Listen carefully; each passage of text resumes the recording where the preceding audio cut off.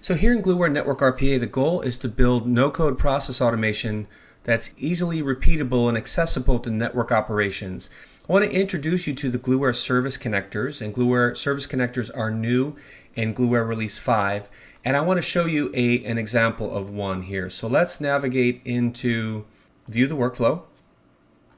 And here we're in a read-only view of this particular workflow, but we're going to do something very simple into just, I'm executing a filter for devices, and I'm using an integration with ServiceNow that's, again, built by Gluware, native API integration, that is creating an incident. So what you're going to see in the next demonstration is a more complex integration with ServiceNow, but from a Gluware Service Connector standpoint, you have a package of tasks available to you to just drag and drop in API integrations, in this case with ServiceNow. So here I have my incident where I'm opening up the incident and I'm inserting in Gluware test, and I'm creating variables.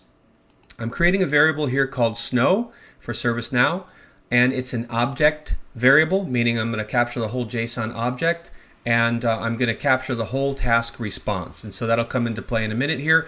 But I just want to show you a very simple example of an integration with ServiceNow, how we can literally just drag and drop in and open up an incident. So if I go to workflow activity, this one's already been run. I want to show you the log because I think this is where it's fairly interesting in that, Gluware will show you the entire JSON object that came as a result of that call. So here's the entire JSON object. It's actually quite large, you can see here.